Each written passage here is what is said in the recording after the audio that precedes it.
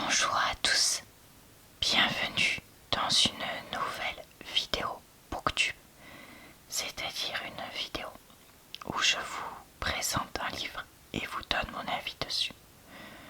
Aujourd'hui, nous allons parler de Throttled de Lorraine Asher, roman sportif dans le milieu de la Formule 1, tome 1 de sa série Dirty Air.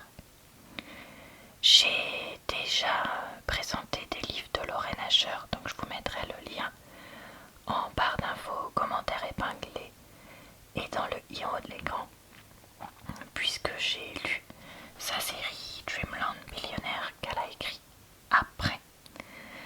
Et je m'étais dit que j'allais essayer parce que le côté Formule 1, pourquoi pas.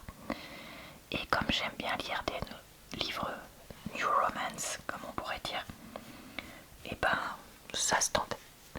Donc aujourd'hui on va parler de ça. Vous pourrez également retrouver sur ma chaîne des avis sur d'autres livres si jamais ça vous tente, que ce soit dans ce genre ou pas du tout, puisque je lis plein de choses différentes. Donc n'hésitez pas à jeter un œil. J'ai également un club lecture si vous avez envie de lire un livre en même temps que moi et de regarder après mes vidéos où j'en parle. Donc n'hésitez pas à aller faire un tour sur ma chaîne si vous êtes intéressé. Voilà, et bah écoutez, on va commencer par la lecture du résumé, puis je lirai quelques pages du livre avant de vous donner mon avis.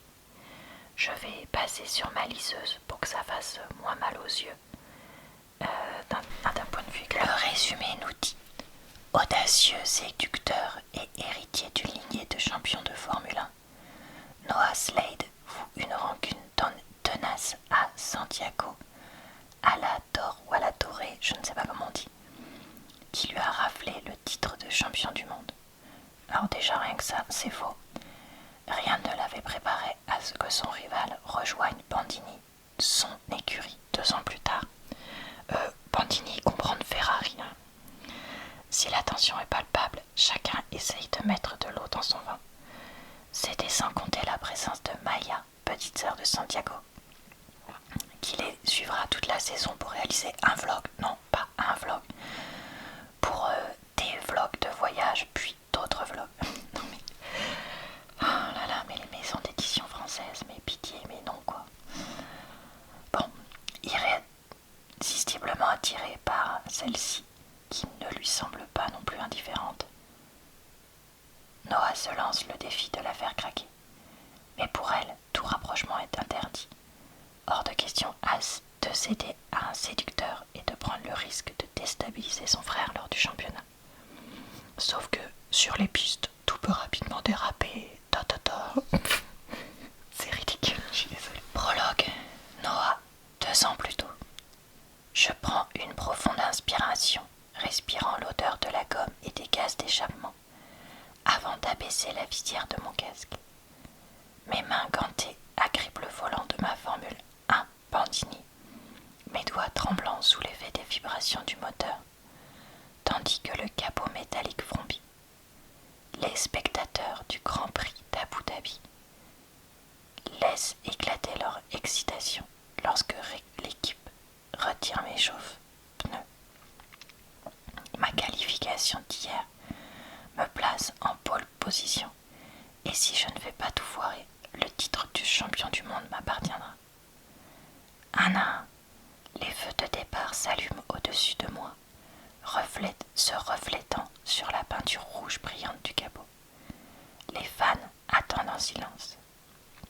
Lorsque les feux s'éteignent, donnant le départ du Grand Prix, j'appuie sur l'accélérateur et ma voiture s'élance sur la ligne droite avant que je n'amorce le premier virage. Les pneus dérapent sur le bitume. Les crissements de ceux des autres voitures résonnent derrière moi. Mais quand je suis sur la piste, mon champ visuel se réduit. Il n'y a que moi et la route. La voix du directeur d'écurie me parvient dans l'oreillette intégrée à mon casque. Noah, juste pour te dire que Liam Sander est derrière toi, suivi de Jax, Kingston et Santiago à la dorée. Garde le rythme et fais attention à tes virages.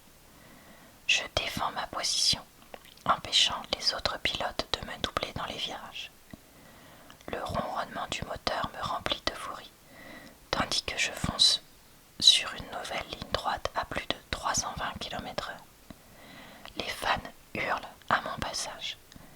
Mon pied appuie sur la pédale de frein quelques secondes avant que je prenne un autre virage. Les pneus souples crissant sur l'asphalte. Quelle douce mélodie. Les premiers tours de piste se déroulent sans accroc. L'adrénaline fuse dans mes veines lorsque la voiture de Liam arrive au niveau de la mienne dans un tournant. Sa peinture gris acier reconnaissable entre toutes scintille sous le désert du soleil. Son moteur rugit. Je tente une manœuvre risquée, freinant quelques secondes plus tard que ne l'exige la prudence pour prendre un virage.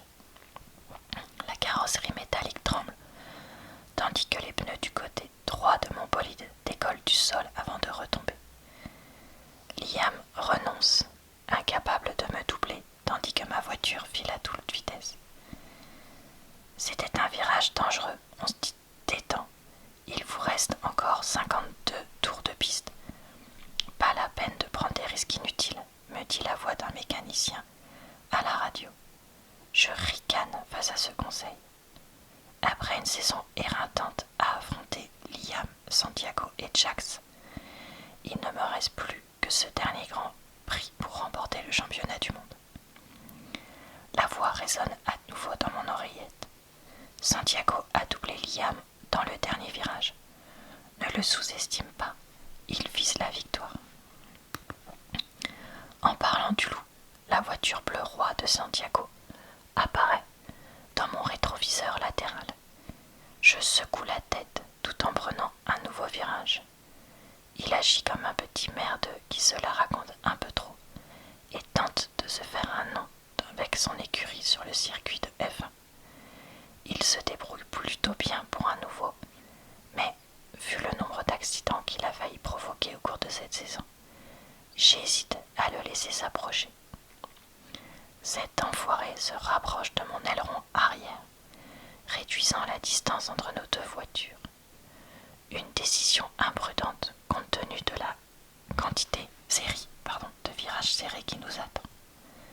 Mes battements de cœur s'accélèrent. Mes mains se crispent sur le volant, tandis que je prends plusieurs profondes inspirations. Inspirer, expirer, connerie de yoga. Je m'accroche à ma première place. Je n'ai aucun intérêt à laisser Santiago me doubler. Le bitume gris défile à toute allure sous mes yeux. Sur la ligne droite suivante, Santiago me rattrape. Nos roues se frôlent presque. Seuls quelques centimètres les séparent. Les deux moteurs vrombissent tandis que nos bolides atteignent leur vitesse maximale. Je parviens à reprendre la tête au virage suivant, mon aileron dépassant progressivement le sien. Voilà, je m'arrête là pour ma lecture. J'ai un mini bout de vlog à vous faire avant de passer à mon avis. Donc là, éclairage suivant, puisque bout de vlog, puis éclairage suivant pour mon avis que j'ai filmé un autre jour en vrai. Ceci est un bout de vlog pour le livre Throttled. Désolée, j'arrive pas à prononcer avec mon appareil de la nuit. Ils ont une attirance assez rapide, physique l'un envers l'autre, pourquoi pas. Mais par contre, est-ce que Lauren Asher ne sait écrire que des mecs qui ont été des enfants PATTUS ou quoi? Enfin, c'est incroyable ça, encore un mec comme ça. Enfin, alors soit elle-même ou dans son entourage très proche, il y a quelqu'un comme ça et du coup elle bloque là-dessus. Bon, ok, mais si c'est pas le cas, ça devient lourd d'avoir que ça dans ces livres parce que vraiment ça devient ridicule et on peut pas excuser un comportement de gros CON sur des histoires d'enfance tout le temps. Enfin, il y a un moment, non, ça suffit quoi, donc ça me saoule. Qu'ai-je donc pensé de ce livre? Eh bien écoutez, je vais pas mentir, je l'ai pas vraiment aimé.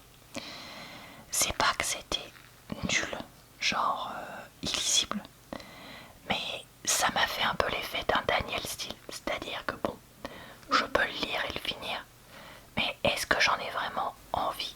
Et en même temps, est-ce que si j'ai rien d'autre, je sais que c'est le genre de livre que je peux lire? Oui. En fait, je crois avoir vu que c'était finalement un de ses premiers livres. Peut-être que j'ai rien compris, c'est possible.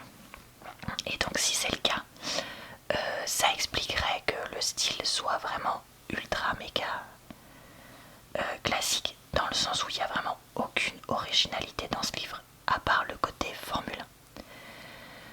Je trouve que l'héroïne, qu'elle soit espagnole, c'était une bonne idée, mais c'est pas du tout exploité, dans le sens où il n'y a aucun élément où je me dis bon bah ils ont une différence culturelle alors qu'il faudrait normalement.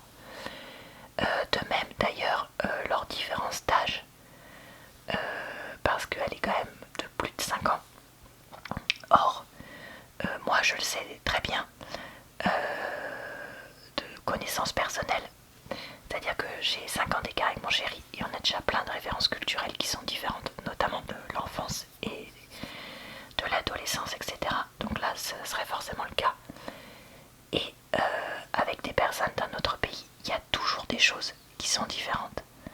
Surtout que là, si je dis pas de bêtises, elle n'a pas vécu aux États-Unis, donc voilà. Donc ça, c'est vraiment une grosse action manquée. Sans parler du fait qu'il dit qu'elle est exotique, vu qu'elle est espagnole.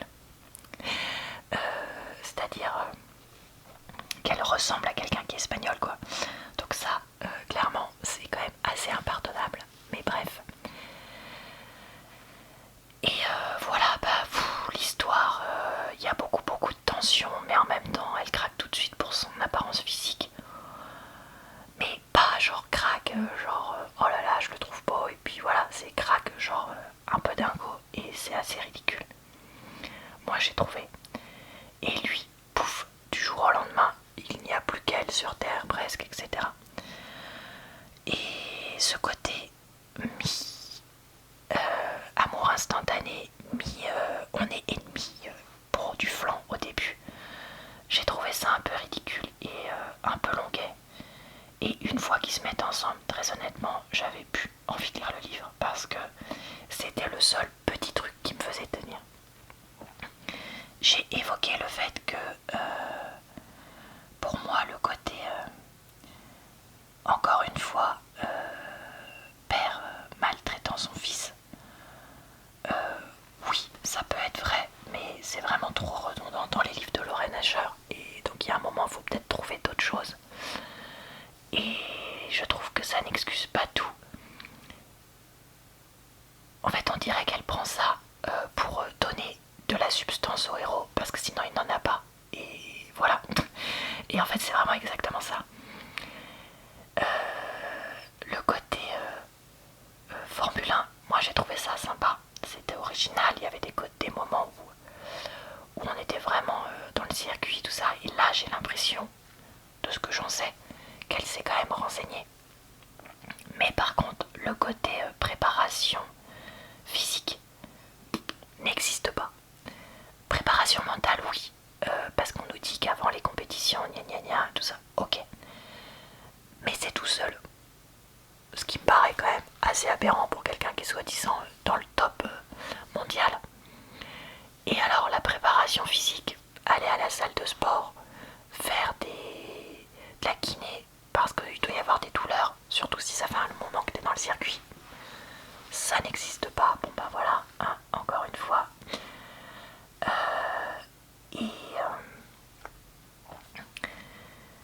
Et voilà, écoutez, en fait c'est le genre de livre, l'idée est bonne, les personnages pourraient être intéressants, mais il n'y a pas la qualité d'écriture, il n'y a pas comment dire, le développement qui permettrait de passer au niveau supérieur et donc d'en faire un livre vraiment bien et vraiment intéressant. Et donc bah, on doit se contenter d'un truc pas foufou. Après, si vous voulez un livre justement assez simple à lire, machin, pourquoi pas. Si vous débutez dans la romance, pourquoi pas. Par contre, il y a quand même des scènes intime explicite plusieurs fois. Donc pas pour jeune public évidemment. Mais pour des personnes qui lisent beaucoup de romances comme moi et qui aiment justement les personnages un minimum complexes ou les histoires un minimum originales, ouais, non. Et en fait, je me demande si je vais continuer cette série. Parce que bah, je crois qu'il y a 4 livres. Et comme on nous parle de 4 cas de Formule 1, est-ce que c'est pas un livre par gars? Possiblement. Mais en même temps, je me dis que peut-être comme livre de plage ou éventuellement après un livre un peu lourd, ça pourrait être intéressant, je sais pas. À réfléchir et voir ce que je fais. Voilà.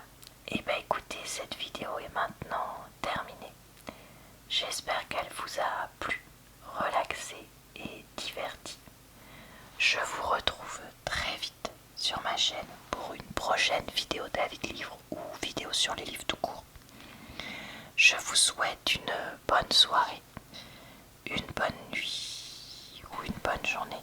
Je vous retrouve également très vite sur ma chaîne secondaire